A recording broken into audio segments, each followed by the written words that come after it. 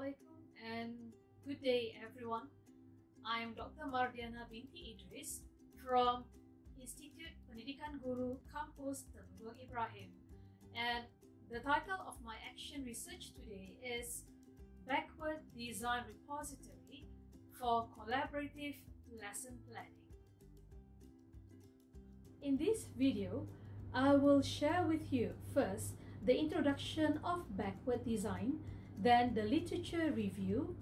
After that, I will explain further on the backward design itself, then research objectives, next is the methodology, and of course, findings of my action research, and finally, the conclusion.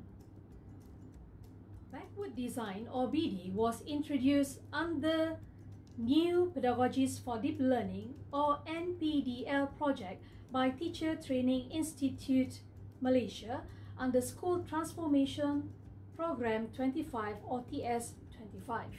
This information was extracted from IPGM KPPB Portal 2020. Backward design is a timely initiative for aligning curriculum assessment and instructional approach. As for literature review, I focus on the concept of BD, BD applications in school, and teacher collaborative effort in producing BD. So for the concept of BD, the pioneers were J. McTigger and Grant Wiggins, who elaborated the design extensively in their book Understanding by Design Framework in 2012. I will explain backward design further after this. As for BD application in schools, Carlton Gibson 2005 and Whitehouse 2014 studies were not the only studies which found BD advantageous to teachers and students. A number of studies found that BD is student-centric as it facilitates the process of meaningful learning. In terms of teacher collaborative effort in producing BD, I could only find Daniel et al. 2017 findings which mentioned that educators find a repository of sample BD lesson plans useful in understanding as well as using learning standards. Now, let's look at backward design. There are three stages. So the first stage is identify desired results, or normally we refer to as learning objectives. Then we look at the second stage, which is to determine acceptable evidence of student learning, or we refer to as assessments. Third stage refers to identify what students need to do well on assessments and how to scaffold that. Now, these three stages must be aligned, meaning that it has to flow nicely from one stage to another. And from these three stages, we go to the backward design template, which is on your right. Alright, for stage 1, you have the desired results, and there are 5 boxes there. So the first one is we establish goals, and then after that we look at the column understanding. We need to know what the students need to understand, and then we have the essential question. This is just to arouse their interest, and then we have the students will know what, and then students will be able to. So these are in desired results. So we have to be able to unpack our DSKP normally so that we can put all the information in here. Then stage 2 is the assessment evidence. So we look at the performance task and also other evidence as well. And finally, stage 3 is the learning plan. So we want to make our learning meaningful, and therefore we use this acronym WHERE to. So it's easier to remember, right? WHERE to. So where refers to where the unit is going and what is expected. And then H is we hook all students and hold their interests. E means we equip the students, so we help them to experience the key ideas and explore the issue. And for R, it means that we provide opportunities to rethink and revise their understanding and work. Then for E, we need to allow students to evaluate their work and its implication. Normally it refers to assessment, for example like peer assessment or self-assessment. And then we look at T. It means that be tailored, meaning that we have to personalize the learning plan to the context or to the background of our students. And O, it means be organized, whereby we have to organize our lessons so that we can maximize initial and sustained engagement as well as effective learning. The primary objective of this action research was to gauge teachers' understanding and virtual application of BD. In order to achieve this primary objective, I formulated 4 objective research questions.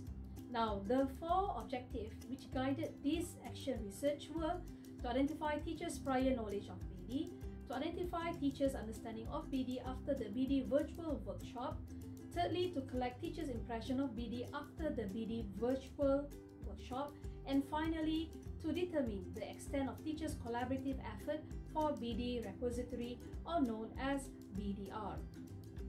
Now, let's look at the methodology section. There were 2 cycles. Cycle 1 was conducted in week 1 and week 2, and for cycle 2, it was conducted in week 3 and week 4.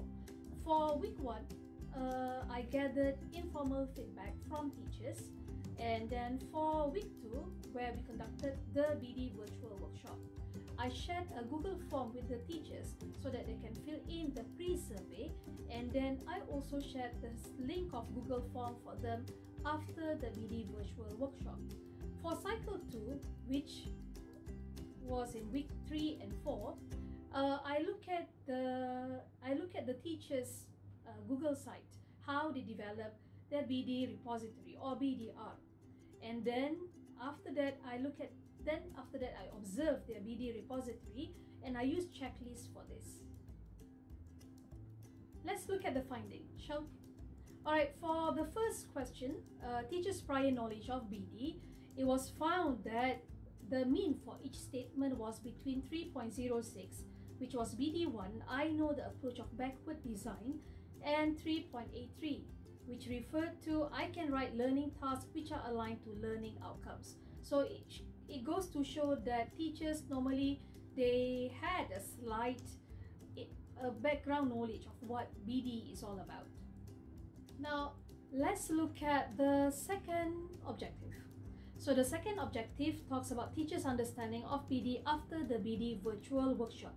So we can see that teachers were more confident with their BD approach for BD1, BD3, BD4 and BD5, which all revolve on the backward design approach.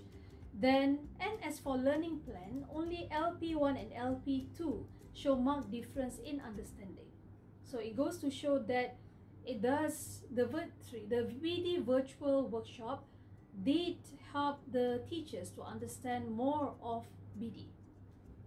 Now let's look at the teacher's impression of BD after the BD virtual workshop. So you have teacher 2, teacher 8, teacher 9, teacher 10 and teacher 14. On the slide, I share with you the verbatim response in Bahasa Malaysia, and of course I translated that to English. So you can see that all the teachers, or these teachers, they really appreciated the BD virtual workshop, as they believe that the knowledge of what they have gained from the workshop could help them further in their teaching and learning. Finally, let's look at the fourth objective, teachers' virtual collaborative effort for BD repository or BDR. Now, during observation, out of 18 teachers, only 7 developed their own Google site with BD repository. And if you look at the table, you have C1 until C7. Now, these were the teachers who collaborated to come up or to develop one backward design. Alright, so they were able to complete stage 1 and stage 2, but for learning plan, it was missing from their Google site. Now let's look at the conclusion. In sum, all the research objectives were fulfilled, and the findings show favorable aptitude towards BD. In addition, teachers were also able to collaborate virtually for BDR, and consequently, teaching and learning process in the classroom could be more meaningful for both teachers and learners. However, I would like to suggest for future research, we could extend the BD virtual workshop so that we have longer hours for teachers to really explore on BD, and maybe we can focus on specific stage so that the teachers could complete the lesson plan in stage 3. I believe that's all that I have now for my video. So thank you.